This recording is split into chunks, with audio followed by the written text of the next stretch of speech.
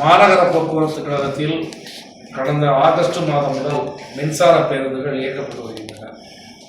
இந்த மின்சார பேருந்துகள் அசோக் லைனுடைய துணை நிறுவனமான OHM என்ற நிறுவனத்தின் மூலமாக இயக்கப்படுகின்றன. மாநகர போக்குவரத்து கழகத்தினுடைய வழித்தடங்களில் தனியார் மின்சார பேருந்துகளை ஒப்பந்த அடிப்படையில் இன்றைக்கு தமிழ்நாடு அரசாங்கம் இயக்கி வருகிறது. இது ஒரு மறைமுகமான தனியார் மய நடவடிக்கை என்ற அடிப்படையில் இதை நாங்கள் மிக கடுமையாக எதிர்க்கின்றோம். பொதுவாக மின்சார பேருந்துகள் சுற்றுப்புற சூழல் பாதுகாப்புக்காக இயக்கப்படுவதாக அரசு சொல்கின்றது. சுற்றுப்புற சூழலை பாதுகாக்க வேண்டும் என்பதில் எங்களுக்கு எந்த விதமான மாற்று கருத்தும் இல்லை. ஆனால் மாநகர போக்குவரத்து கழகம் என்பது கடந்த 60-70 ஆண்டுகளுக்கு மேலாக முழுக்க தேசியமயமாக்கப்பட்ட வழித்தடம். சென்னையிலே அரசு தவிர்த்து மற்ற பேருந்துகள் எதையும் இயக்க முடியாது. இந்நிலையிலே தனியார் பேருந்துகளை இவர்கள் ஒப்பந்த அடிப்படையிலே இயக்குவது என்பது ஒரு போக்குவரத்து கழகங்களை சீர்குலைக்கும். ஒரு கிலோமீட்டருக்கு இன்றைக்கு குளிர்சாதன வசதி இல்லாத பேருந்துகளுக்கு கிட்டத்தட்ட 76 ரூபாய் என்ற அடிப்படையிலே கொடுக்கின்றார்கள். அதே போல குளிர்சாதன வசதி உள்ள பேருந்துகளுக்கு கிட்டத்தட்ட 86 ரூபாய் என்ற அடிப்படையிலே கொடுக்கின்றார்கள். ஆக்சுவலாக ஒரு வண்டிக்கு 30 ரூபாய் தான், 30 ரூபாய்க்கும் குறைவாகத்தான் வருமானம் என்பது வரும். இந்த 30 ரூபாய்க்கு மேற்பட்ட பணத்தை மாநகர போக்குவரத்து கழகம் அந்த தனியார் நிறுவனத்திற்கு கொடுக்கின்றனர். ஏற்கனவே நாங்கள் நீண்ட காலமாக இந்த மாதிரியான வழித்தடங்களிலே வரவுக்கும் செலவுக்குமான பற்றாக்குறையை அரசாங்கம் ஈடுகட்ட வேண்டும், போக்குவரத்து கழகங்களுக்கு இந்த தொகையை கொடுக்க வேண்டும் என்று கேட்டு வருகின்றோம்.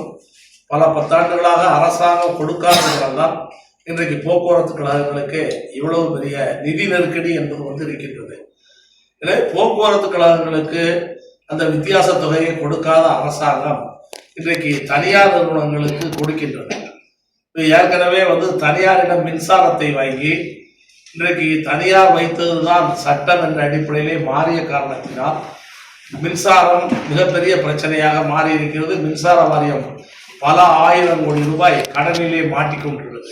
அது போன்ற ஒரு சூழ்நிலையை போக்குவரத்து கழகங்கள் ஏற்கனவே சிரமத்தில் இருக்கக்கூடிய போக்குவரத்து கழகங்கள் அது போன்ற ஒரு சூழ்நிலையை சந்திப்பதற்கு அரசாங்கத்தினுடைய இந்த நடவடிக்கை உதவிகரமாக இருக்கும். எனவே மேலும் போக்குவரத்து கழகங்கள் நெருக்கடிக்குள்ளாகும். 2வது விஷயம், மின்சார பேருந்துகளை அது சம்பந்தப்பட்ட தொழில்நுட்பங்களை தனி நபர்கள் மட்டும், அதாவது தனியார் நிறுவனம் மட்டும்தான் கையாளணும், தனியார் நிறுவனம் மட்டும்தான் கையாளுகின்றது. இதில் போக்குவரத்து கழகங்களுக்கு எந்த சம்பந்தமும் இல்லை. நாளை போக்குவரத்து கழகங்களே மின்சார பேருந்துகளை இயக்குவது என்று முடிவு செய்தால் கூட இந்த தொழில்நுட்பம் என்பது நிச்சயமாக இருக்காது. அப்போ போக்குவரத்து கழகங்கள் தனியாரை நம்பி இருக்க வேண்டிய ஒரு கட்டாய சூழ்நிலைக்கு உருவாகும். எனவே அரசாங்கத்தினுடைய இந்த நடவடிக்கையை மின்சார பேருந்துகளை தனியாரை வைத்து இயக்குவது என்ற நடவடிக்கையை அரசாங்கம் கைவிட வேண்டும். இன்னும் மேலும் 600 மின்சார பேருந்துகள் வர உள்ளதாக அமைச்சர் சொல்லிக் கொண்டிருக்கிறார். அவ்வாறு வரக்கூடிய பேருந்துகளை போக்குவரத்து கழகமே பொறுப்பெடுத்து நடத்த வேண்டும் என்பதுதான் எங்களுடைய மிக முக்கியமான கோரிக்கை. இந்த கோரிக்கை சம்பந்தமாக AITUC, INTUC, பணியாளர் சம்மேளனம், CITU இந்த சங்கங்கள் இன்றைக்கு விவாதித்துள்ளோம். மற்ற சங்கங்களையும் அழைத்துள்ளோம். இந்த கோரிக்கையை வலியுறுத்தி அரசியல் கட்சிகளுக்கு கடிதம் கொடுப்பது, அதே போல மற்ற பொதுவான பொதுமக்களுடைய ஆதரவை திரட்டுவது, இந்த கோரிக்கைகளை மையப்படுத்தி அரசாங்கமே மின்சார பேருந்துகளை ஏற்று நடத்த வேண்டும் என்ற கோரிக்கைகளை முன்வைத்து வரக்கூடிய 22ஆம் தேதி அனைத்து தொழிற்சங்கங்கள் சார்பாக மாநகர போக்குவரத்து கழகம் முன்பால் மிகப்பெரிய ஆர்ப்பாட்டம் நடத்துவது என்று முடிவெடுத்திருக்கின்றோம். இதனால பயனாளிகள் இல்ல, அதாவது பொதுவாக உங்களுக்கு நல்லா தெரியும், ஏற்கனவே பிஎஸ்என்எல் இருந்துச்சு. பிஎஸ்என்எல் இப்ப தனியார் தொலைத்தொடர்பு நிறுவனங்கள் வந்த உடனே அவர்கள் வைத்ததுதான் ரேட்டு. எப்பவுமே தனியாரை உள்ள நுழைய விட்டா அது ஒண்ணு. 2வது இப்போ பொதுவாக அரசு துறையாக இருக்கும் பொழுது ஒரு பேருந்துக்கு இடஒதுக்கீட்டு அடிப்படையில் தாழ்த்தப்பட்ட, பிற்படுத்தப்பட்ட, மிகவும் பிற்படுத்தப்பட்ட குடும்பங்களை சார்ந்த 7 பேருக்கு வேலை கிடைக்கும். வேலை வாய்ப்பு இனிமேல் அரசு துறையிலே இருக்காது. இது சமூக நீதிக்கு புறம்பான நடவடிக்கை.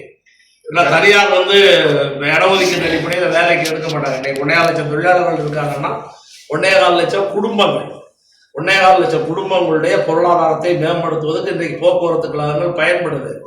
ஆனால் இது யாரை பயன்படுத்துவதற்கு பயன்படும்? இது வந்து தனியார் முதலாளிகளை மேம்படுத்துவதற்கு தான் பயன்படும். அதனால் இந்த சமூக நீதிக்கும் எதிரான நடவடிக்கை அரசாங்கத்தினுடைய பணத்தை தனியாருக்கு கொடுத்து அதன் மூலமாக தனியாரை வளர்த்து விடுவது என்பதற்கு பதிலாக அரசாங்கத்துடைய பணத்தை கொடுக்கும் பொழுது இங்க இருக்கக்கூடிய தொழிலாளர்களுக்கான வேலை வாய்ப்பு என்பதும் வந்து பறிபோகும். தனியார் ஓட்டுநர்கள் நடத்துனர்கள் இருக்கிறாங்க, அதனால அவங்க பொதுமக்கள் பாதிப்பு இருக்கு, அலட்சியமா ஓட்டுறது. இல்ல அது இப்போ வந்து நீங்க வந்து ஏற்கனவே போக்குவரத்து கழகத்தினுடைய ஓட்டுநர், தனியார் ஓட்டுநர் என்று ஓட்டுநரை குற்றம் சொல்ற பிரச்சனை இல்லை. பிரச்சனை என்னன்னா இங்க போக்குவரத்து கழகங்களே நீண்ட காலம் வண்டியை ஓட்டிக் கொண்டிருக்கிறார்கள். இங்கே பயிற்சி மையம் இருக்கிறது. ஒரு குறிப்பிட்ட காலகட்டத்திற்கு ஒருக்க தொழிலாளர்களுக்கு பயிற்சி என்பது வந்து அளிக்கப்படுகின்றது. அதுபோல நிர்வாகத்தினுடைய நேரடியான கண்காணிப்பு, ஒரு எக்ஸ்பீரியன்ஸ் என்பது வந்து இருக்குது. இந்த எக்ஸ்பீரியன்ஸ் வராத தொழிலாளிகளை வேற எங்கெல்லாம் வந்து எக்ஸ்பீரியன்ஸ் தொழிலாளிகளை மொபசல் புறநகர் பேருந்துக்கும் கொஞ்சம் சர்வீஸ் கலைந்த தொழிலாளர்களை நகர் பேருந்திலும் ஓட்ட விடக்கூடிய நடைமுறை நீண்ட காலமா இருக்குது. இப்போ சில விபத்துக்கள் எல்லாம் நடந்திருக்குது. அந்த விபத்துக்கள்ல புறநகர் பேருந்துகளில் இந்த புதிய ஓட்டுநர்களை பயன்படுத்துவது, அதனால் ஏற்படக்கூடிய விபத்துக்கள், அதே போல இந்த தொழிலாளர்களை இஷ்டத்துக்கு வேலை வாங்கலாம் என்ற அடிப்படையில் வேலை வாங்கக்கூடிய நிலைமை. ஏற்கனவே ஒரு விபத்து இப்போ சமீபத்தில் வந்து திருப்பத்தூர்ல நடந்துச்சு. திருப்பத்தூர் விபத்தில் அந்த தொழிலாளி கிட்டத்தட்ட 24 மணி நேரம் வேலை செய்கிறார். இது வந்து என்னன்னா ஒப்பந்த தொழிலாளியா இருக்கிறதுனால அவர் அதிகாரிகளுடைய நிர்பந்தத்திற்கு கட்டுப்பட்டு வேலை பார்க்க வேண்டிய கட்டாயம் என்பது வந்து ஏற்படுகிறது. அதனால வந்து நிரந்தர தொழிலாளினா அவருக்கு குறிப்பிட்ட வேலை நேரம் என்பது வந்து இருக்கும். குறிப்பிட்ட வேலை நேரத்திற்கு மேல் அவர் வேலை செய்வதில் நிர்பந்திக்கிறதுல கஷ்டம் இருக்கும். இது போன்ற ஓட்டுநர்களை வேலை நேரத்தை மீறி ஓட்ட வைப்பது, அதே போல பயிற்சி இல்லாதவர்களை ஓட்ட வைப்பது விபத்துக்களை ஏற்படுத்துவதற்கான வாய்ப்பை உருவாக்கும்.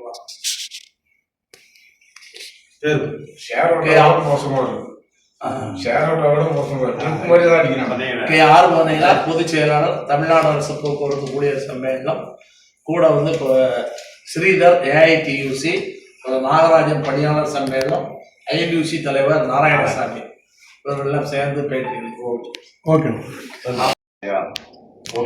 அவங்களோட வாழ்க்கை கேள்விக்குறியாச்சு. அவங்க பணி இனிமே வந்து தமிழ்நாட்டில் வந்து நிரந்தர பணின்னு ஒரு கேள்விக்குறி.